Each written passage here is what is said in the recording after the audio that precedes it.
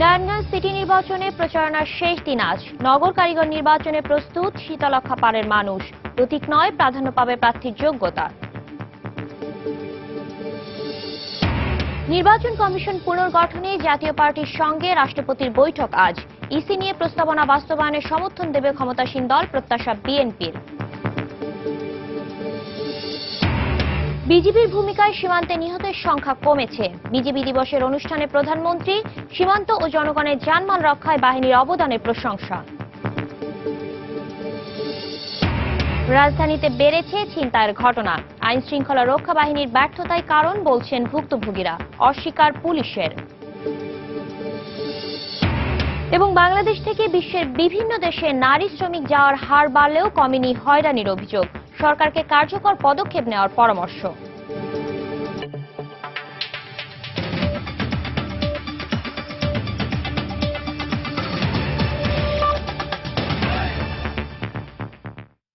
সময় সংবাদের সঙ্গে আছি আমি Shatila Sharmin. Narayanganj city corporation নির্বাচনে প্রচারণার শেষ দিন আজ। দ্বিতীয়বারের মতো মেয়র, 27 জন ওয়ার্ড কাউন্সিলর ও 9 জন সংরক্ষিত কাউন্সিলর নির্বাচন করতে পুরোপুরি প্রস্তুত শীতলক্ষা পাড়ের প্রায় 5 লাখ ভোটার। তাদের চাওয়া একটি বাসযোগ্য আধুনিক নগরী। বিশেষ করে সন্ত্রাসের চোখ রাঙানিতে নির্ভীক একজন মেয়র চান নারায়ণগঞ্জবাসী। মাহমুদ রাকিবের রিপোর্ট। ঢাকার কোল ঘেঁষে শীতলক্ষা নদীর পাড়ে প্রায় 73 বর্গ কিলোমিটার এলাকা নিয়ে 2011 সালে গঠিত হয় নারায়ণগঞ্জ সিটি কর্পোরেশন। রাজধানীর খুব কাছাকাছি এ শহরের মাঝ দিয়ে নদী বয়ে যাওয়ায় দিন দিন বন্দর ও শিল্পনগরী হিসেবে নারায়ণগঞ্জের গ্রহণযোগ্যতা বেড়েছে। 2011 সালে প্রথমবারের মতো সিটি নির্বাচনের পর এবার হতে যাচ্ছে দ্বিতীয়বারের নির্বাচনের ভোট গ্রহণ। তবে এবারই ব্যবহৃত হতে যাচ্ছে দলীয় প্রতীক। দলীয় প্রতীকের নির্বাচন হলেও ভোটারদের চাওয়া যোগ্য জনপ্রতিনিধি, যার কাছে এলাকার উন্নয়ন অগ্রাধিকার পাবে। 5 নং ওয়ার্ডের ওদিকে খুব ড্রেনের সমস্যা, ওদিকে মানুষ যাতায়াত করতে পারে না। নারীরা অবশ্যই সামনে আগায় যেতে হবে, ওই সুযোগটাও দিতে হবে। রাস্তাঘাট ভালো থাকবে, খেলার মাঠ থাকবে, বাচ্চাদের জন্য সুবিধা থাকবে, এটাই চাই। মেইন রোডে টাইলিং দরকার, ওইখানে আমাদের অনেক অ্যাক্সিডেন্ট হচ্ছে। রাস্তা পারে সমস্যা হয়, ওভারব্রিজ থাকলে আমরা নিরাপত্তামূলক ভাবে রাস্তা পারাপার করতে পারি। আমাদের হিন্দু সম্প্রদায় যেমন পূজা পাইলে আমরা যেমন সুন্দরভাবে সুষ্ঠুভাবে করতে পারি। 22 ডিসেম্বরের সিটি নির্বাচনে 174টি ভোট কেন্দ্রে ভোট দেবেন 4,79,392 জন ভোটার, যেখানে নারীর তুলনায় পুরুষ ভোটার 3,636 জন বেশি। সুষ্ঠু ভোট গ্রহণ নিশ্চিতে প্রায় 4,000 কর্মকর্তা দায়িত্ব পালন করবেন। ভোটাররাও নিশ্চিন্তে ভোটাধিকার প্রয়োগ করে এমন জনপ্রতিনিধি নির্বাচিত করতে চান, যিনি নারায়ণগঞ্জকে সন্ত্রাসমুক্ত নগরী হিসেবে গড়ে তুলতে কাজ করবেন। বাড়ি করতে লাগলে, বালু ফেলতে লাগলে সব ক্ষেত্রে আমাদের চাঁদা দিয়ে চলতে হয়। তো এইগুলি থেকে যাতে আমরা রক্ষা পাই। যে লোক সন্ত্রাসের বিরুদ্ধে কথা বলতে অতীতেও ভয় পায় নাই, এখনো ভয় পাবে না, ভবিষ্যতেও সেই লোককে নারায়ণগঞ্জবাসী নির্বাচন করুক। আমি মার্কা দিয়ে বুঝি না, যিনি কাজ করতে পারে তাকে যাতে জনগণ রায় দেয়। সবকিছু মিলিয়ে নারায়ণগঞ্জ সিটি কর্পোরেশন নির্বাচনে ভোটারদের চাওয়া একজন সৎ, দক্ষ, নির্ভীক ও দেশপ্রেমিক মেয়রের, যিনি নগরীর যানজট নিরসন ও পার্কিং সুবিধা সহ উদ্যোগ নেবেন বন্দর নগরীর ব্যবসায়ীদের জন্য সবচেয়ে গুরুত্বপূর্ণ শীতলক্ষা নদী রক্ষায়। এছাড়া নগরবাসী এমন একজন মেয়র চান, যিনি দলমতের ঊর্ধ্বে উঠে কাজ করবেন সব ভোটারদের জন্য। মাহমুদ রাকিব, সময় সংবাদ, নারায়ণগঞ্জ। এই মুহূর্তে নারায়ণগঞ্জের দেওভোগ এলাকায় আছেন রিপোর্টার মাহমুদ রাকিব এবং জল্লারপাড় এলাকায় আছেন রিপোর্টার রাশেদ লিমন। আমরা সরাসরি চলে যাচ্ছি তাদের কাছে। প্রথমেই যাচ্ছি রাকিবের কাছে। রাকিব, শাতিলা, শুরু হয়ে গিয়েছে শেষ দিনের মতো নারায়ণগঞ্জ সিটি কর্পোরেশন নির্বাচনের প্রচারণা। আপনি জানেন আজ রাত 12টায় পুরোপুরি শেষ হবে নারায়ণগঞ্জ সিটি কর্পোরেশন নির্বাচনের প্রচারণা। আর যেহেতু মাত্র আর একদিন আছে, আজ রাতে শেষ হবে, সেহেতু আজ সকাল থেকে আওয়ামী লীগ মনোনীত মেয়র প্রার্থী সেলিনা হায়াত আইভী তিনি প্রচারণা।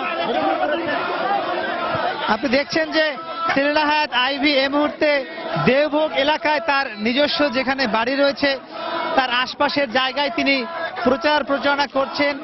এখানকার যারা নগরবাসী আছেন, ভোটার আছেন, তাদের সাথে কথা বলছেন। আপনি দেখছেন একজন বয়স্ক ভোটারকে আইভী নিশ্চয়ই বিভিন্ন প্রতিশ্রুতি দিয়েছেন। আমরা একটু জানতে চাইবো, একদম শেষ মুহূর্তে আজ প্রচারণা শেষ, আপনি কি বলবেন নগরবাসীর জন্য? আজ রাত 12টায় যেহেতু প্রচারণা শেষ হবে, আপনার কি প্রস্তুতি আছে একটু বলেন। আমি শুধু আমার এই লক্ষাপাড়ের নগরবাসীকে বলতে চাই, নারায়ণগঞ্জে যে উৎসব মুখর পরিবেশ তারা সৃষ্টি করলো, তফসিল ঘোষণার পর থেকে কালকে পর্যন্ত যেন তারা এটা অব্যাহতি রাখে এবং উৎসবের আমেজ নিয়ে যেন সকলে ভোট দিতে আসে। বিশেষ করে আমি মা বোনদের আহ্বান জানাবো, আমি তাদের সন্তান, আমি তাদের বোন, এবং তারা যেন সকলে আসে এই আবেগময় মুহূর্তে উৎসব মুখর পরিবেশে তারা যেন ভোট দিতে আসে। আপনার কিছু অভিযোগ আছে কিনা শেষ মুহূর্তে এসে? আর আমি খুব একটা অভিযোগ কখনোই করিনি।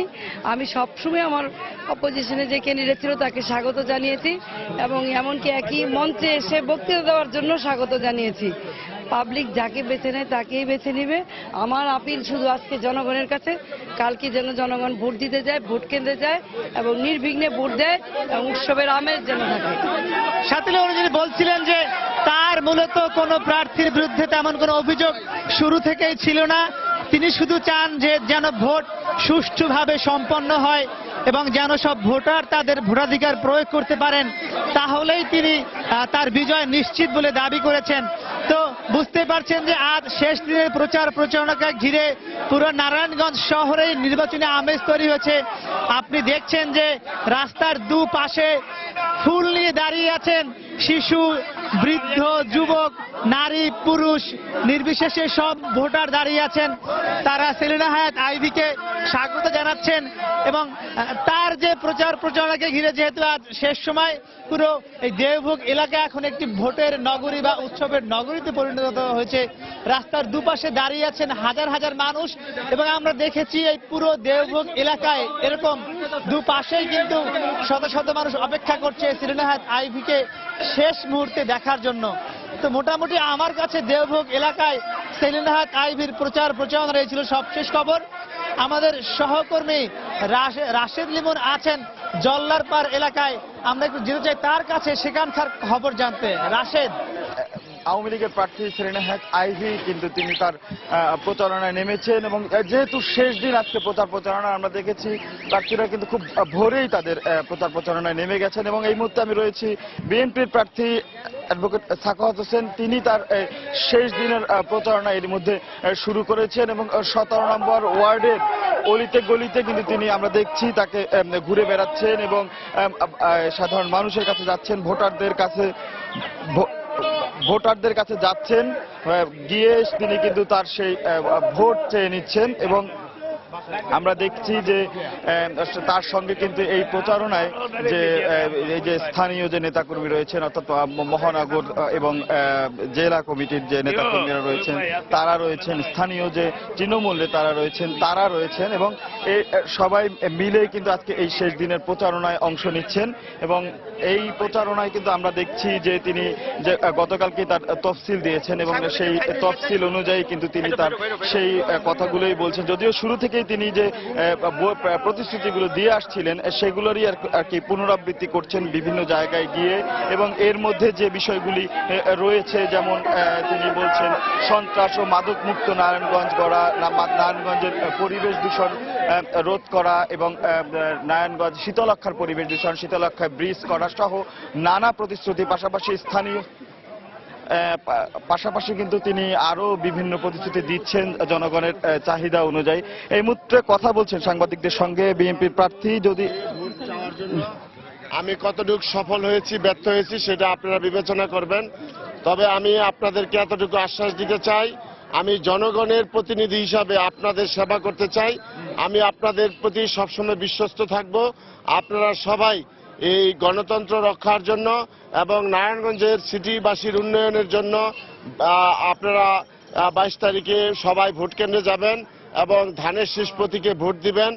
আজকে এই নারায়ণগঞ্জের যে সকল সমস্যাদি রয়েছে আমি চেষ্টা করব সকল সমস্যা নারায়ণগঞ্জের মানুষকে নিয়ে এটা সমাধান করব। আপনারা জানেন যে যিনি আমার প্রধান প্রতিদ্বন্দ্বী উনি প্রায় 13 বছর এই সিটি কর্পোরেশন এবং পৌরসভার মেয়র ছিলেন।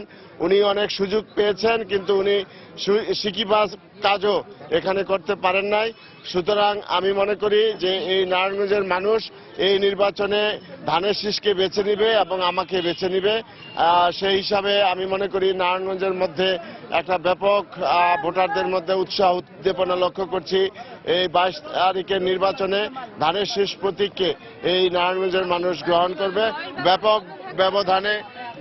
যেমনটি উনি বলছিলেন যে ওনার শেষ দিনের প্রচারণায় যে উনি এই 5 ডিসেম্বর থেকে প্রচারণায় নেমে যতটি সাড়া পেয়েছেন, উনি যেমনটি বলছিলেন, উনি দাবি করছিলেন যে নারায়ণগঞ্জবাসী নৌকায় এই যে নির্বাচনে ধানের শীষের প্রতীকে ভোট দিয়ে তাকে জয়লাভ করবে এবং তিনি তার প্রতিশ্রুতি অনুযায়ী নারায়ণগঞ্জবাসীকে সেবা দেওয়ার চেষ্টা করবেন এবং শেষ মুহূর্তে উনি সবাইকে আবারও শেষবারের মতো বলছেন যে ধানের শীষে ভোট দিতে। তো এই ছিল এখনকার মতো আমার কাছ থেকে প্রচারণার সবশেষ খবর। নারায়ণগঞ্জ সিটি কর্পোরেশন নির্বাচনে প্রচারণার শেষ দিন আজ শেষ মুহূর্তের প্রচারণার খবর জানাতে নারায়ণগঞ্জ থেকে যোগ দিয়েছিলেন মাহমুদ রাকিব এবং সহকর্মী রাশেদ লিমন। নির্বাচন কমিশন পুনর্গঠন নিয়ে বিএনপির পর আজ জাতীয় পার্টির প্রতিনিধি দলের সঙ্গে বৈঠক করবেন রাষ্ট্রপতি আব্দুল হামিদ। দলটির চেয়ারম্যান হুসেইন মোহাম্মদ এরশাদ প্রতিনিধি দলের নেতৃত্ব দেবেন। রাষ্ট্রপতির সঙ্গে বৈঠকে নির্বাচন কমিশন গঠনে সংবিধান মেনে আইন প্রণয়নের দাবি জানাবে দলটি। এছাড়া নির্বাচন কমিশন পুনর্গঠনে 5 দফা প্রস্তাবনা তুলে ধরবেন তারা। এর আগে 18 ডিসেম্বর রাষ্ট্রপতির সঙ্গে বৈঠকে বিএনপি তাদের বিভিন্ন দাবি তুলে ধরে। এরপর 21 ডিসেম্বর এলডিপি ও কৃষক শ্রমিক জনতা লীগ এবং 22 ডিসেম্বর জাসদের সঙ্গে রাষ্ট্রপতির বৈঠকের কথা রয়েছে। গ্রহণযোগ্য নির্বাচন কমিশন পুনর্গঠনে রাষ্ট্রপতির কাছে দেওয়া প্রস্তাবনা বাস্তবায়নে ক্ষমতাসীন দলও সমর্থন দেবে বলে আশা করছে বিএনপি। সংলাপে উত্থাপিত প্রস্তাবনাকে যৌক্তিক দাবি করে দলের শীর্ষ নেতারা বলছেন এ নিয়ে বিরোধিতা করার কোনো সুযোগ নেই। রাষ্ট্রপতির উদ্যোগ, আইন প্রণয়ন অথবা ঐক্যমত যে কোনো উপায়ে এ সমস্যার স্থায়ী সমাধান চান তারা। রাষ্ট্রপতির সঙ্গে সংলাপে অংশ নেওয়া বিএনপি নেতাদের সঙ্গে কথা বলে বিস্তারিত জানাচ্ছেন সালাউদ্দিন সুমন। নিরপেক্ষ ও গ্রহণযোগ্য নির্বাচন কমিশন পুনর্গঠনে গত রোববার রাষ্ট্রপতির সঙ্গে সংলাপে অংশ নেয় বাংলাদেশ জাতীয়তাবাদী দল বিএনপি। দলের চেয়ারপারসন বেগম খালেদা জিয়ার নেতৃত্বে 11 সদস্যের প্রতিনিধি দল এতে সুনির্দিষ্ট প্রস্তাবনা উপস্থাপন করে। অত্যন্ত হৃদ্যতাপূর্ণ পরিবেশে এই আলোচনা হয়েছে। বৈঠক পরবর্তী সংবাদ সম্মেলনে দলের মহাসচিব মির্জা ফখরুল ইসলাম আলমগীর জানান, নির্বাচন কমিশন পুনর্গঠনে বেগম জিয়ার দেয়া 13 দফা প্রস্তাবনায় ছিল আলোচনার মূল বিষয়বস্তু। এটা ঐকমত্যের ইস্যু। সংলাপে অংশ নেয়া দলের স্থায়ী কমিটির এই সদস্যের প্রত্যাশা এই আলোচনায় খুলে দেবে সমাধানের পথ। আমরা আশা করছি যে পদ্ধতি, যে যোগ্যতা, যে প্রক্রিয়ার কথা আমরা বলেছি এগুলোর মাধ্যমে, কারণ আমরা যেগুলো সাজেস্ট করেছি এগুলো কিন্তু সকলেরই কথা, এবং এর মাধ্যমেই রাষ্ট্রপতি সমাধান দেবেন এবং উনি সেটা বলেছেন। দলের নীতি নির্ধারণী পর্যায়ের এই নেতা বলেন, স্থায়ী সমাধানের স্বার্থে এ নিয়ে আইন প্রণয়ন হলেও স্বাগত জানাবে বিএনপি। এটা তো একটা স্থায়ী সমাধান হওয়া উচিত এবং সেই ক্ষেত্রে জাতীয় ঐক্যের মাধ্যমে, সেটা রাষ্ট্রপতির সিদ্ধান্তের মাধ্যমে হোক, আইনের মাধ্যমে হোক, এটা কিন্তু একটা জাতীয় ঐক্যের মাধ্যমে হতে হবে। আইন যদি এরকমই থাকতো তাহলে তো আমাদের কোনো প্রস্তাব দেওয়া দরকার হতো না, এবং আমরা এখনো মনে করি আর কি, যেটা যে আইন হলে এই ধরনেরই আইন হওয়া দরকার, যে এরকম একটা প্রসেসের মধ্যে দিয়ে সব বাছাই কমিটি এবং নির্বাচন কমিশন গঠিত হবে। গণতন্ত্রের স্বার্থে নতুন নির্বাচন কমিশন গঠনের এই উদ্যোগে সরকারি দল ইতিবাচক ভূমিকা রাখবে বলেও আশাবাদ বিএনপির এই শীর্ষ নেতার। গত আওয়ামী লীগের কাউন্সিলে মাননীয় প্রধানমন্ত্রী যে কথা বলেছেন যে আমরা প্রশ্নবিদ্ধ নির্বাচন চাই না, এটা খুব পজিটিভ কথা। আমরা মনে করি যে আমাদের যে বক্তব্য, যে প্রস্তাব, এই প্রস্তাব খুবই যুক্তিসঙ্গত। তাহলে এই ব্যাপারে তো দ্বিমত হওয়ার কোনো কারণ নাই, কাজে একটা সমাধান তো হতেই পারে। ইসি গঠন নিয়ে একতরফা কোনো সিদ্ধান্ত চাপিয়ে দেওয়া হলে রাজনৈতিক সমঝোতার পথ বন্ধ হয়ে যাবে বলেও মন্তব্য করেন এই রাজনীতিবিদ। মূল উদ্দেশ্য সেটা নিয়ে কিন্তু কোনো কম্প্রোমাইজের প্রশ্ন কারোই থাকা উচিত না। সালাউদ্দিন সুমন, সময় সংবাদ, ঢাকা। সময় সংবাদে আরো থাকছে, যশোরে তালিকাভুক্ত 15 জঙ্গির মধ্যে 6 জন এখনো পলাতক। ফিরে আসলে স্বাভাবিক জীবনে ফিরে যাবার সুযোগ দেওয়ার প্রতিশ্রুতি পুলিশের।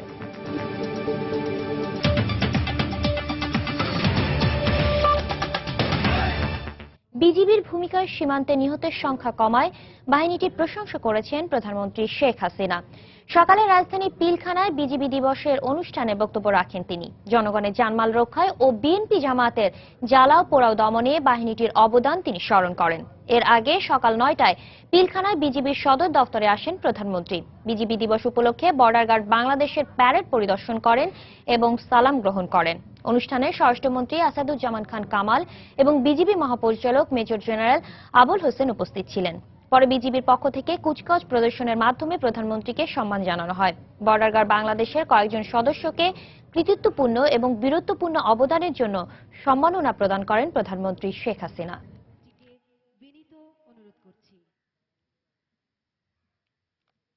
নামের তালিকায় 2016 সালে 57 জন পদক গ্রহণ করবেন। পদক 2016 10 জন। ব্রিগেডিয়ার লিয়াকত আলী, মেজর ও দৃঢ় সংকল্পে উদ্বুদ্ধ হয়ে আপনাদের উপর দেশের সীমান্ত রক্ষার মহান দায়িত্ব রয়েছে। সীমান্ত রক্ষা সহ অন্যান্য দায়িত্ব যেমন আইন শৃঙ্খলা রক্ষায় বেসামরিক প্রশাসনকে সহায়তা প্রদান, দুর্ঘটনা, প্রাকৃতিক দুর্যোগ ও জরুরি পরিস্থিতি মোকাবেলা সহ দেশ গঠনমূলক কাজে আপনাদের ভূমিকা ও পেশাদারিত্ব আজ সব মহলে প্রশংসিত। বিএনপি এবং জামাত শিবিরের জ্বালাও পোড়াও ও পেট্রোল বোমা সন্ত্রাসীদের নৈরাজ্য সৃষ্টির অপতৎপরতা প্রতিহত করতে আপনারা যে দক্ষতা দেখিয়েছেন তা সত্যি প্রশংসনীয়। সীমান্তে আপনাদের কঠোর অবস্থানের ফলে চোরাচালান, মাদক পাচার, নারী শিশু পাচার এবং সীমান্ত অপরাধ বহুলাংশে হ্রাস পেয়েছে। সীমান্তে নিরীহ বাংলাদেশি নিহতের ঘটনা আমাদের কাছে অত্যন্ত উদ্বেগের বিষয়। তবে সাম্প্রতিক বছরগুলোতে আপনাদের প্রচেষ্টায় বিএসএফ এর সাথে বন্ধুত্বপূর্ণ সম্পর্ক জোরদার করার ফলে সীমান্তে নিহতের সংখ্যা অনেক হ্রাস পেয়েছে। এই বাহিনীকে একটি আধুনিক ও যুগোপযোগী সীমান্তরক্ষী বাহিনী হিসেবে গড়ে তোলার লক্ষ্যে বর্ডার গার্ড বাংলাদেশ আইন 2010 আমরা পাশ করেছি। এই বাহিনীকে একটি আধুনিক বাহিনী হিসেবে গড়ে তোলার লক্ষ্যে আমরা ব্যাপক সংস্কার ও উন্নয়নমূলক পদক্ষেপ গ্রহণ করেছি। বিজিবির অপারেশনাল কার্যক্রমকে বেগবান ও গতিশীল করতে আমি প্রধানমন্ত্রী হিসেবে বিগত 23 জানুয়ারি 2011 তারিখে বর্ডার গার্ড বাংলাদেশ বিজিবি এর পতাকা উত্তোলন করেছিলাম। বিজিবির নতুন সাংগঠনিক কাঠামো অনুযায়ী 4টি রিজিয়ন সদর দপ্তর স্থাপন করে কমান্ড স্তর বিকেন্দ্রীকরণের মাধ্যমে এ বাহিনীকে আরো গতিশীল ও ফলপ্রসূ করা হয়েছে। সাভারের আশুলিয়ায় বেতন ভাতা বাড়ানোর দাবিতে আন্দোলনরত পোশাক শ্রমিক ও পুলিশের মধ্যে ধাওয়া পাল্টা ধাওয়া এবং গাড়ি ভাঙচুরের ঘটনা ঘটেছে। পুলিশের টিয়ার শেলে আহত হয়েছে অন্তত 10 জন। সকালে শ্রমিকরা কাজে যোগ না দিয়ে কারখানার সামনে জড়ো হন। পরে টঙ্গী আশুলিয়া ইপিজেড সড়কে বিক্ষোভ শুরু করেন আন্দোলনকারীরা। ন্যূনতম 10,000 টাকা বেতন ভাতা বাড়ানোর দাবিতে স্লোগান দেন তারা। এক পর্যায়ে পুলিশের সঙ্গে আন্দোলনকারীদের ধাওয়া পাল্টা ধাওয়ার ঘটনা ঘটে। বেশ কয়েকটি গাড়ি ভাঙচুর করে বিক্ষুব্ধ শ্রমিকরা। পরিস্থিতি নিয়ন্ত্রণে আনতে টিয়ার শেল নিক্ষেপ করে পুলিশ। এলাকায় অতিরিক্ত পুলিশ মোতায়েন রয়েছে। গত শনিবার ন্যূনতম 10,000 টাকা মজুরি ও ভাতা বাড়ানোর দাবিতে কর্মবিরতি শুরু করে পোশাক শ্রমিকরা।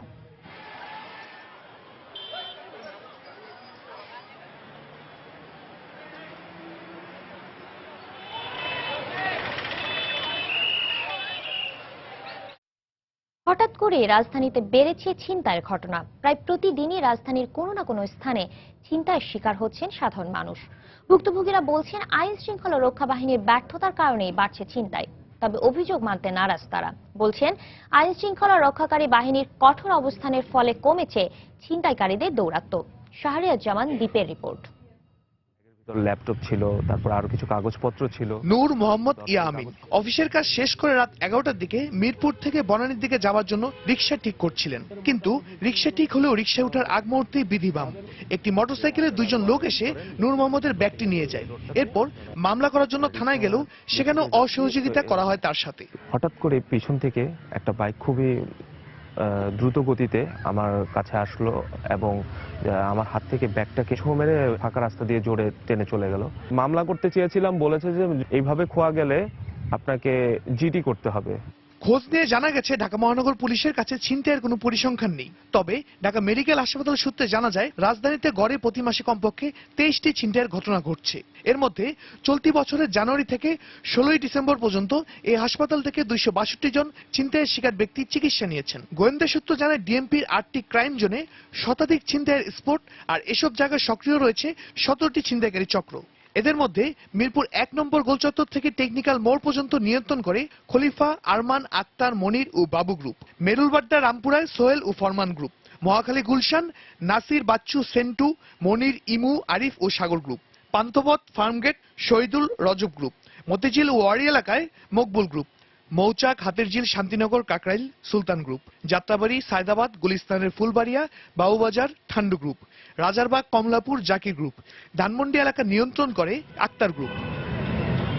ছিনতাইকারী চক্রের এক সদস্য জানান কিভাবে টার্গেট করে ছিনতাই করে তারা। রাত্রে 10টা, 10:30 বা 11টার দিকে বাইরে বিভিন্ন কমিউনিটি সেন্টারের সামনে বা রাস্তার মধ্যে রিক্সা দিয়ে যাচ্ছে, তখন আমরা তাদেরকে অ্যাটাক করি, ছুরি বা কখনো পিস্তল ব্যবহার করি। টাকা পয়সা, মোবাইল, স্বর্ণ অলংকার এগুলা নিয়ে যাই। আমাদের যে গ্রুপ আছে সবাই মিলে এগুলো ভাগ করে নিই। ঢাকা মহানগর গোয়েন্দা পুলিশের উত্তর বিভাগের উপকমিশনার শেখ নাজমুল আলম জানান, ছিনতাইকারীদের ধরলেও খুব সহজে জামিন পেয়ে বের হয়ে যায় তারা। এ কারণেই সহজে ঠেকানো যাচ্ছে না ছিনতাই তৎপরতা। সমস্যা হচ্ছে এগুলিকে যখন আইনের আওতায় আনা হয়, এরা আবার কিছুদিন পর আবার জেল থেকে বের হয়ে আসে জামিন নিয়ে, আবার তারা একই পেশায় ফিরে আসে। ছিনতাই কখনো জিডি হওয়ার কথা না। এখন যদি এরকম হয়ে থাকে, তারা যদি আমাদের সাথে যোগাযোগ করে, অবশ্যই তাদের বিরুদ্ধে ব্যবস্থা নেওয়া হবে। তবে ছিনতাই প্রতিরোধে বাড়ানো হয়েছে পুলিশের তৎপরতা। শাহরিয়ার জামান দ্বীপ, সময় সংবাদ, ঢাকা। সময় সংবাদে আরো থাকছে, বার্লিনে ক্রিসমাস মার্কেটে লরি ঢুকে নিহত 12, আহত আরো 48 জন। সন্ত্রাসী হামলা ধারণা পুলিশের। এবং তুরস্কে নিযুক্ত রুশ রাষ্ট্রদূত বন্দুকধারীর গুলিতে নিহত। সিরিয়ায় শান্তি প্রক্রিয়া বাধাগ্রস্ত করতে এই হামলা দাবি পুতিনের।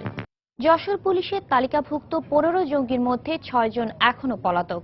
আত্মসমর্পণকারী এবং আটক জঙ্গিদের স্বজন ও প্রতিবেশীরা বলছেন, তালিকাভুক্তরা কিভাবে জঙ্গি তৎপরতায় জড়িয়েছে তা বুঝতে পারেনি তারা। আবার কারো কারো দাবি, মিথ্যা অভিযোগে অভিযুক্ত করা হয়েছে তাদের স্বজনদের। আত্মসমর্পণকারীরা নিজেদের ভুল বুঝতে পেরে ফিরতে চান স্বাভাবিক জীবনে। পলাতক 6 জঙ্গির জন্য সে রাস্তা খোলা আছে বলে জানিয়েছেন জেলা পুলিশের শীর্ষ কর্মকর্তা। যশোর থেকে জুয়েল মৃধার পাঠানো তথ্য ও ছবি নিয়ে ডেস্ক রিপোর্ট। গত বছর থেকে হঠাৎ করে রাজধানী সহ দেশের বিভিন্ন স্থানে জঙ্গিদের টার্গেট কিলিং সহ নাশকতামূলক তৎপরতা অস্বাভাবিকভাবে বেড়ে যায়। এ সময় যশোর পুলিশের গোয়েন্দা বিভাগের তদন্তে জঙ্গি সম্পৃক্ততায় 15 জনকে শনাক্ত করা হয়।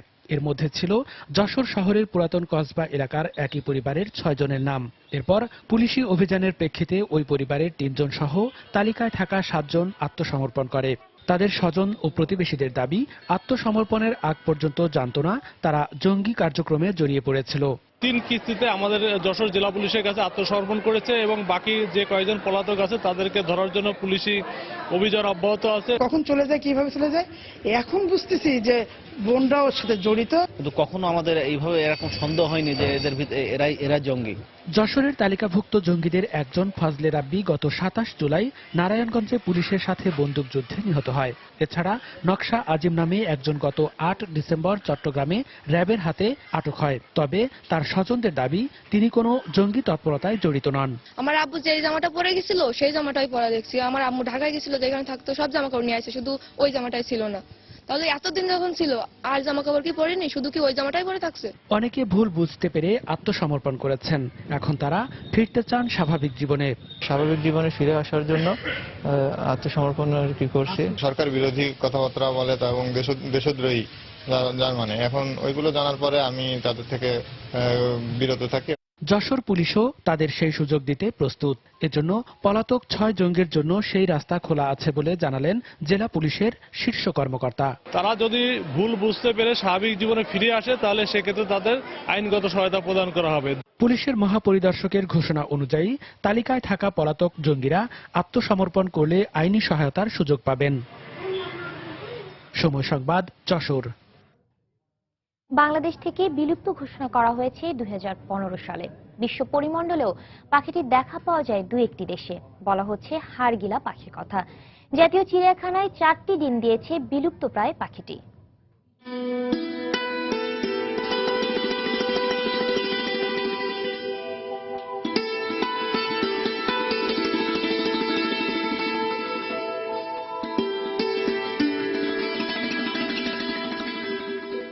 এটা যাতে বিলুপ্ত না হয় সেজন্য আমাদের জনগণের প্লাস সরকারের উদ্যোগ নেওয়া উচিত। এ নিয়ে একটি রিপোর্ট থাকছে সংবাদের শেষাংশে। বাংলাদেশ থেকে বিশ্বের বিভিন্ন দেশে নারী শ্রমিক যাওয়ার হার বেড়েছে। এসব নারীর মধ্যে বেশিরভাগই যাচ্ছেন হাউসকিপিং বা গৃহস্থালী কাজে। প্রবাসী কল্যাণ মন্ত্রণালয় বলছে, নিয়ম নীতি মেনে ও নিরাপত্তা নিশ্চিত করেই তাদের বিদেশে পাঠানো হচ্ছে। গবেষকরা বলছেন, সৌদি আরবে নারী শ্রমিকদের হয়রানি, অধিকার বঞ্চিত করা সহ নানা অভিযোগ এখনো অব্যাহত আছে। এক্ষেত্রে সরকারকে কার্যকর পদক্ষেপ নেওয়ার পরামর্শ দিয়েছেন তারা। শফিকুল ইসলামের ক্যামেরায় বিস্তারিত জানাচ্ছেন কাজল আব্দুল্লাহ। সৌদি আরব ও জর্ডানে যেতে বাংলাদেশ কোরিয়া কারিগরি প্রশিক্ষণ সেন্টার বিকেটিটিসিতে গৃহস্থালী কাজের উপর প্রশিক্ষণ নিচ্ছেন মুন্সিগঞ্জ থেকে আসা সুমন আক্তার।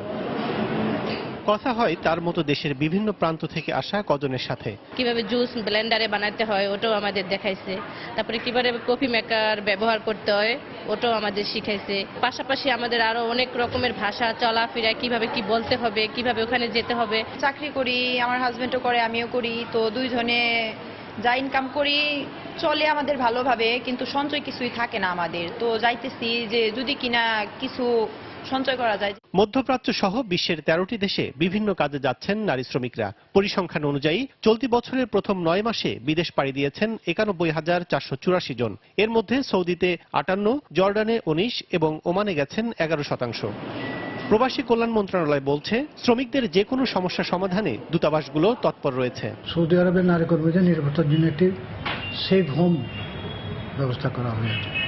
তাছাড়া সংশ্লিষ্ট দেশসমূহে অবস্থিত শ্রম উইং থেকে নারী ও পুরুষ কর্মীদের নিরাপত্তার সুযোগ সুবিধা নিশ্চিত করতে সার্বক্ষণিক আমাদের মিশন কাজ করে যাচ্ছে। নারী শ্রমিকদের বিদেশ যাওয়ার হার ইতিবাচক হলেও গবেষকরা বলছেন, তাদের হয়রানি, অতিরিক্ত কাজ সহ নানা ধরনের অভিযোগ এখনো অব্যাহত আছে। তাদেরকে 12 ঘন্টা করে কাজ করানো হচ্ছে, তাদের যে ধরনের রাইটসগুলো আমাদের বাইরে তারা যাওয়ার, তাদের বিনোদনের জায়গাগুলো তাদেরকে বন্ধ করে রাখছে। এই জিনিসগুলো আমরা সৌদি আরব থেকে খুব প্রচন্ড আমরা নিউজগুলো পাচ্ছি। এখন এগুলোকে আপনার নেগোসিয়েশনের প্রয়োজন আছে সরকার টু সরকারের ক্ষেত্রে।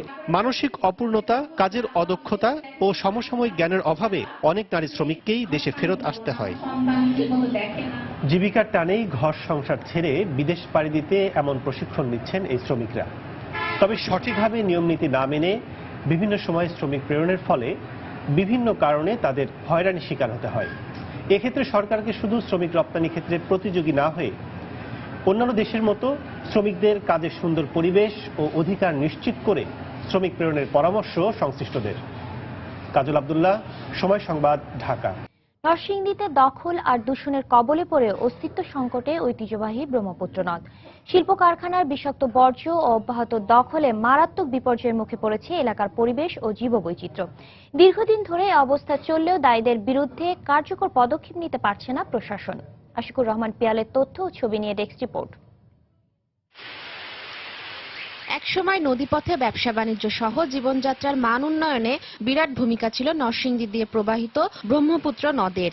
কিন্তু অপরিকল্পিত শিল্পায়নের কারণে দীর্ঘদিন ধরে শিল্প কারখানার বিষাক্ত বর্জ্য সরাসরি ফেলা হচ্ছে এই নদীতে। এসব বর্জ্যের প্রভাব ও অব্যাহত দখলের কারণে এখন মরা খালে পরিণত হয়েছে, পাল্টে গেছে নদের চিত্র। পানি ধারণ করেছে কোথাও লাল, কোথাও আবার কালচে বর্ণ। এতে বিপন্ন নদীতে জীববৈচিত্র্যের অস্তিত্ব। আশেপাশে এই মিল কারখানা যেগুলো আছে, বাজার ড্যাং আছে, বিসমিল্লা ড্যাং আছে, আরো এরকম সামনে কিছু ড্যাং আছে, এর জন্য এই অবস্থা। এটার পানি বিষাক্ত হয়ে গেছে, হাত দিলে হাতে জ্বলা জায়গা অ্যাসিড সিস্টেম। প্রাথমিক যে ফর্মালিটি গুলো আছে আমরা সবগুলাই চেষ্টা করছি, বাস আজ পর্যন্ত কোনো দিন এটা সুফল পাইনি। অভিযোগ রয়েছে গড়ে ওঠা বেশ কিছু বৃহৎ শিল্প কারখানায় বর্জ্য শোধনাগার, ইটিপি স্থাপন করা হলেও এসব চালু রেখে অপরিশোধিত বিষাক্ত বর্জ্য ফেলা হচ্ছে নদীতে। পরিবেশ অধিদপ্তর বলছে, নদ দূষণ রোধে দায়ী কারখানাগুলোকে নিয়মিত জরিমানা করা সহ পর্যবেক্ষণে রাখার পরও ঠেকানো যাচ্ছে না নদী দূষণ। রাতের বেলা আমাদের মনিটরিং কার্যক্রম বন্ধ থাকে, এই সময় কিছু অসাধু ব্যবসায়ী যদি ইটিপি বন্ধ রাখে তাহলে হয়তো নদীতে পানি যায়। তবে যদি আমরা প্রমাণ পাই যে সে তার ইটিপি বন্ধ রয়েছে, তাৎক্ষণিকভাবে আমরা প্রতিষ্ঠান মুখ্য না, যেটাই হোক, যেই প্রতিষ্ঠানই হোক, আমরা ব্যবস্থা নিব। নদী দখলের কথা স্বীকার করে জেলা প্রশাসক জানালেন, নদী দখল বন্ধে দায়ীদের তালিকা তৈরি করে পাঠানো হবে নদী রক্ষা কমিশনে। অনেকেই হয়তো নদীর জায়গা দখল করে বলেছেন, তাদেরটা আবার রেকর্ডীয় জমি হয়ে গেছে। দখলদারদের তালিকাটি যদি কমপ্লিট সম্পন্ন করতে পারি, আমরা নদী রক্ষা কমিশনের কাছে দিয়ে তাদের নির্দেশনা চাইব। নরসিংদী সদর উপজেলার 15 কিলোমিটার এলাকা জুড়ে বয়ে গেছে ঐতিহ্যবাহী ব্রহ্মপুত্র নদ, যার প্রায় বেশিরভাগ অংশ দখল করে শিল্প কারখানা ও বসতঘর স্থাপন করেছেন প্রভাবশালীরা। সময় সংবাদ, নরসিংদী। নীলফামারীর জলঢাকায় এতিম ও অনাথ কন্যা শিশুদের জন্য গড়ে তোলা হয়েছে বালিকা কল্যাণ কেন্দ্র চাঁদমণি। সরকারি সাহায্য ছাড়াই সম্পূর্ণ ব্যক্তি উদ্যোগে দীর্ঘ 16 বছর ধরে পরিচালিত হয়ে আসছে ব্যতিক্রমধর্মী এই আশ্রমটি। প্রতিষ্ঠানটির সহযোগিতায় ভরণ পোষণ সহ উচ্চ শিক্ষায় শিক্ষিত হচ্ছে সমাজের সুবিধা বঞ্চিত বালিকারা। সাকির হোসেন বাডলের পাঠানো তথ্য ছবি নিয়ে ডেস্ক রিপোর্ট। 1999 সালে নীলফামারীর জলঢাকা উপজেলার চাওড়াডাঙ্গি গ্রামে অনাথ কন্যা শিশুদের জন্য চাঁদমণি নামে এই আশ্রমটি প্রতিষ্ঠা করেন নিঃসন্তান পিজিরুল আলম দুলাল। 1 একর 10% জমির উপর গড়ে ওঠা এই আশ্রমে এতিম ও অনাথ বালিকাদের জন্য থাকা, খাওয়া ও পড়াশোনার ব্যবস্থা রয়েছে। ধর্মীয় শিক্ষা ও খেলাধুলা সহ রয়েছে চিত্ত বিনোদনের ব্যবস্থা। প্রতিষ্ঠানটির জন্য সহায়তায় অনেকে পাচ্ছে উচ্চশিক্ষার সুযোগ। আমি ছোট তখন আমার মা মারা যান, তারপর পরে আমার বাবা মারা যান। আমি যখন ক্লাস 3-তে পড়ি তখন এখানে আসি, এখন আমি ইন্টার ফার্স্ট ইয়ারে পড়ি। আমি এখানে এসে অনেক সুখে আছি। লেখাপড়া, খাওয়া দাওয়া যত কিছু সব ফ্রি দেন, এখানে থাকতে কোনো অসুবিধা হয় না। আমি এখন বর্তমান ডিগ্রি ফাইনাল ইয়ার, 13 বছর আমি এইখানে কাটাই। দরিদ্র অনেক ছেলে মেয়ে এখানে লেখাপড়া শিখতেছেন, ইনশাল্লাহ আমরা সবাই খুশি। চাকরি জীবন থেকে অবসর পাওয়া পিজিরুল আলম দুলাল এই আশ্রমটি পরিচালনা করতে গিয়ে 42 বিঘা জমি বিক্রয় করেছেন। এ অবস্থায় প্রতিষ্ঠানটি পরিচালনার জন্য ব্যক্তি ও বেসরকারি সংস্থার সহযোগিতা কামনা করেছেন তিনি। আমরা এটা বাড়াতে চাই এবং আমার পুরোপুরি যেটা লাগে সেটা আমার হয় না, একটা অনটনের মধ্যে আমাদের থাকতে হয়। এখানে আমরা মনে করি যে যদি বিত্তবানরা এখানে আরো এগিয়ে আসে তাহলে আমরা এই প্রতিষ্ঠানটাকে আরো বড় করতে পারবো। এ ধরনের ব্যক্তি উদ্যোগকে সাধুবাদ জানিয়ে সরকারি সহযোগিতা কামনা করেছেন স্থানীয় জনপ্রতিনিধিও। সরকারের কাছে আহ্বান জানাচ্ছি যে সরকারের দৃষ্টি যেন ওনার উপরে থাকে এবং এই অনাথরা যেন আরো দীর্ঘস্থায়িত হয়। চাঁদমণি আশ্রমে বর্তমানে 52 জন অনাথ বালিকা রয়েছে। এর আগে গত 16 বছরে স্বাবলম্বী হয়ে বেরিয়ে গেছে 512 জন বালিকা। সময় সংবাদ, নীলফামারী। 2015 সালের 1 বৈশাখ ঢাকা বিশ্ববিদ্যালয়ের টিএসসি এলাকায় শ্লীলতাহানির ঘটনার দায়ের করা মামলায় মোহাম্মদ কামাল নামে একজনকে অভিযুক্ত করে আদালতে চার্জশিট দাখিল করেছে পুলিশ।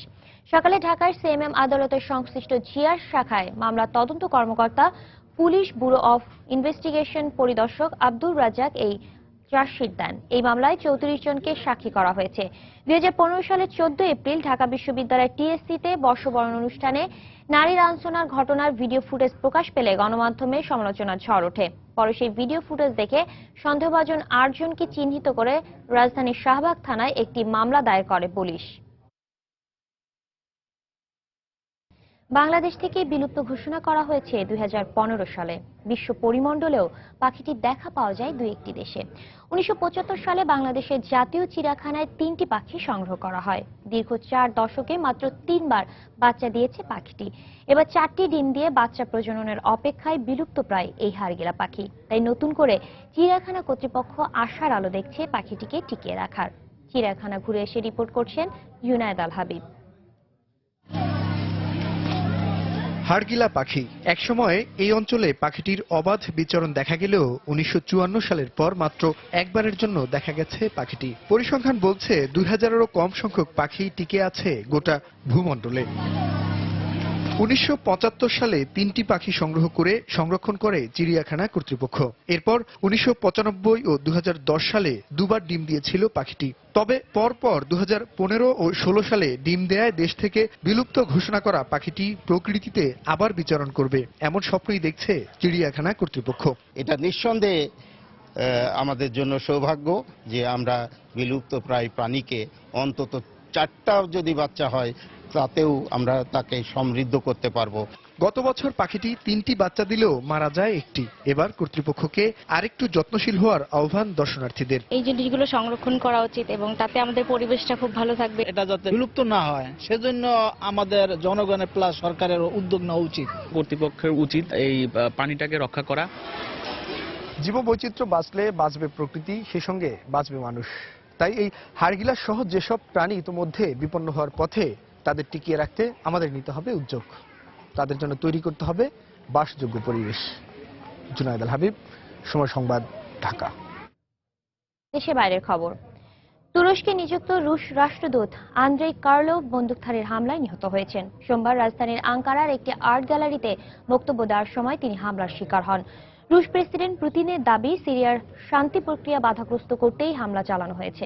হামলাকারী 2.5 বছর যাবৎ আঙ্কারার দাঙ্গা পুলিশের কর্মকর্তা ছিলেন বলে নিশ্চিত করেছেন দেশটির স্বরাষ্ট্রমন্ত্রী সুলাইমান সয়লু।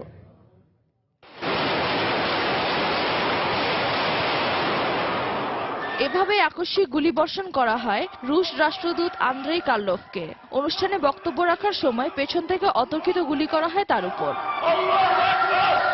প্রকাশিত ভিডিওতে দেখা যায় আলেপ্পোর অস্তিত্বকে স্মরণ করিয়ে হামলাকারী চিৎকার করছে।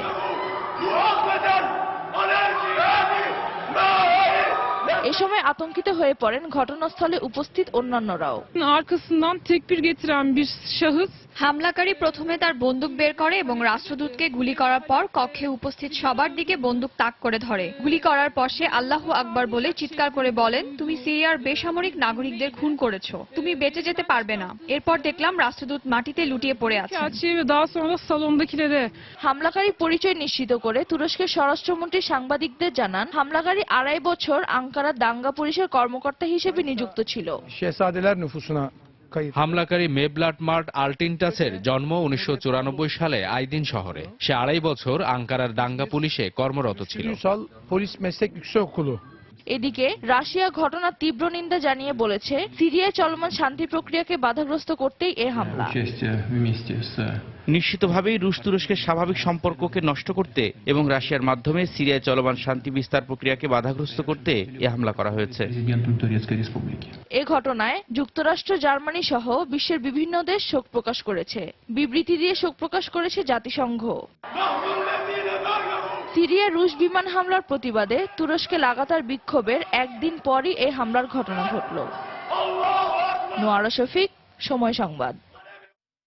জার্মানির বার্লিনে একটি ক্রিসমাস মার্কেটে লরি ঢুকে 12 জন নিহত হয়েছেন। এ ঘটনায় আহত হয়েছেন অর্ধ শতাধিক।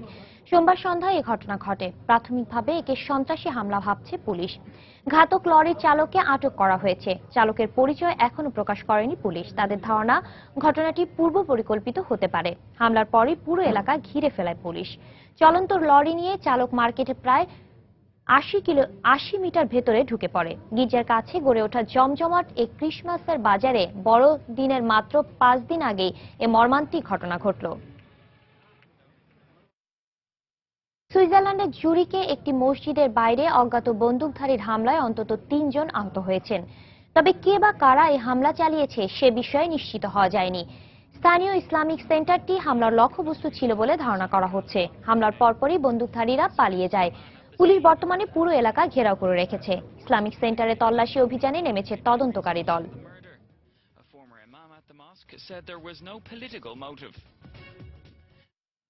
যুক্তরাষ্ট্রে ইলেকটোরাল কলেজের প্রেসিডেন্সিয়াল নির্বাচনে জয়লাভ করেছে ডোনাল্ড ট্রাম্প। নির্বাচনের 538টি ভোটের মধ্যে 270টির বেশি ভোট পেয়ে তিনি নির্বাচিত হয়েছেন। সোমবার এই ইলেকটোরাল কলেজে নির্বাচনী ভোট গ্রহণ হয়। এখানেও হিলারিকে হারিয়ে যুক্তরাষ্ট্রের 45তম প্রেসিডেন্ট হিসেবে আনুষ্ঠানিকভাবে নির্বাচিত হলেন ট্রাম্প।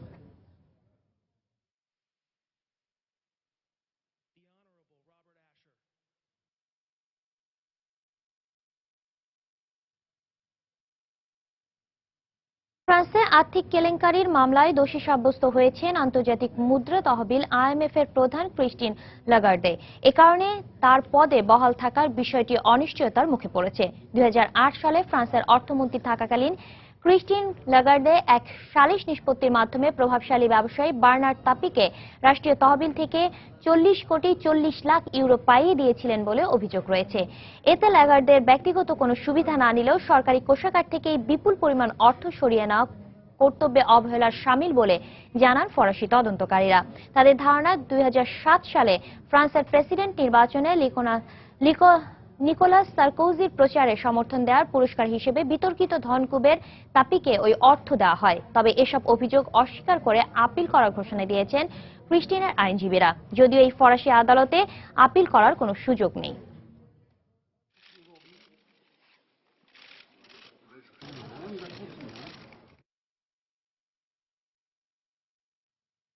ক্রীড়া জগতের খবর। গণমাধ্যমে রাষ্ট্রীয় গোয়েন্দা সংস্থার মাধ্যমে প্রকাশিত তদন্ত রিপোর্ট বানোয়াট। বাফুফে সভাপতি কাজী সালাউদ্দিন তার বিরুদ্ধে আনা সব অভিযোগ অস্বীকার করে এমন দাবি করেছেন। নিজের আইনজীবীর সঙ্গে আলোচনা করে এর বিরুদ্ধে ব্যবস্থা নেবেন বলেও জানান তিনি। তদন্ত প্রতিবেদন প্রকাশের পর গণমাধ্যমের মুখোমুখি হলেন বাফুফে সভাপতি কাজী সালাউদ্দিন। আপনারা নিজেরাই করেছেন এবং আপনাদের সাথেও অনেক ইন্টারভিউ দিয়েছে, দিয়ে একটা গ্রুপ আসছে। ইলেকশনে তারা শিওর ছিল যে তারা জিতবে। ইলেকশনে হারার পরে এই সেম গ্রুপটাই যত রকম কমপ্লেন এইটা সেটা একটার পর একটা আসছে। আরো তাদের সুবিধা হয়ে গেছে যে লাস্টে এসে যখন ভুটানের ম্যাচটা খারাপ করে এটাকে উদ্দেশ্য করে নিউজ পেপার বলেন, টেলিভিশন বলেন, এক একজনের মতামত দিচ্ছে। মাত্র 2 মিনিটে তার বিরুদ্ধে আনা সব অভিযোগকে ষড়যন্ত্র বলে উড়িয়ে দিয়ে চলে যান তিনি।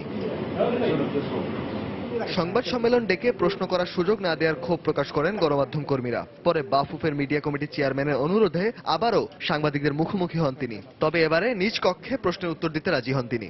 এবার সরাসরি প্রশ্ন ছুড়ে দেন সংবাদকর্মীরা। জবাবে সালাউদ্দিনের উত্তর ছিল, some of this are very fake news. ঠিক আছে, তো ফেক নিউজ হ্যান্ডেল করতে সবাই বলতে হ্যান্ডেল করব। নির্বাচনের সময় বিরোধী শক্তি এই ষড়যন্ত্রের পেছনে আছে বলে অভিযোগ করেন কাজী সালাউদ্দিন। জানালেন আইনি ব্যবস্থা নেবেন। একটা গ্রুপ এটার পিছনে কাজ করতেছে। বিকজ আপনারা শুনলে বোকা বেড়ে যাবেন যে আপনাদের জার্নালিস্ট বাই নেম সময় মতন বলে দিব যে আপনারা স্পন্সরের কাছে যে ফুটবল ফেডারেশনের জন্য না আসে বলে আপনারা থ্রেট করছেন। মাত্র 10 মিনিটের মধ্যে খানিকটা অপ্রস্তুত হয়ে সংবাদ সম্মেলন শেষ করেন কাজী সালাউদ্দিন। তদন্ত কমিটির এই প্রতিবেদনের বিষয়ে ফিফা কিংবা ঊর্ধ্বতন সংস্থাগুলো পদক্ষেপ নেয় কিনা তা জানতে অপেক্ষা করতে হবে। রায়হান মাসুদ, সময় সংবাদ, ঢাকা। ইংলিশ প্রিমিয়ার লিগের খবর।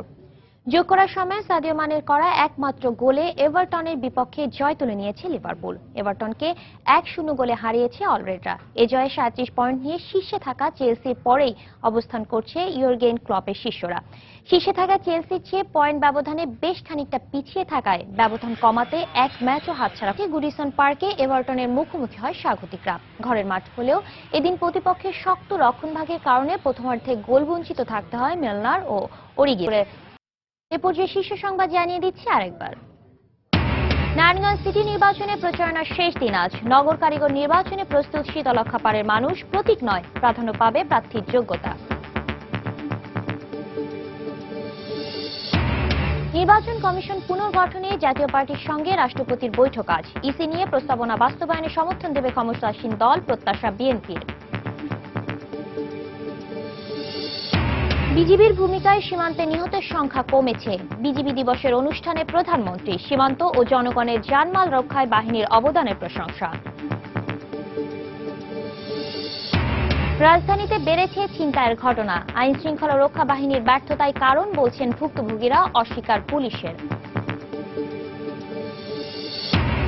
এবং বাংলাদেশ থেকে বিশ্বের বিভিন্ন দেশে নারী শ্রমিক যাওয়ার হার কমলেও কমেনি হয়রানির অভিযোগ, সরকারকে কার্যকর পদক্ষেপ নেওয়ার পরামর্শ।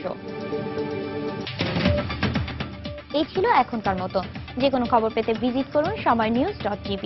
যে কোনো বাংলা লিংক ও রবি নম্বর থেকে সময় সংবাদের খবর, অনুষ্ঠান সম্পর্কে জানতে এবং যে কোনো তথ্য সময় সংবাদকে জানাতে ডায়াল করুন 16242 নম্বরে। এছাড়া এইমাত্র পাওয়া খবর মোবাইলে পেতে SMS করুন *BN লিখে পাঠিয়ে দিন 16242 নম্বরে। সঙ্গে থাকুন সময়।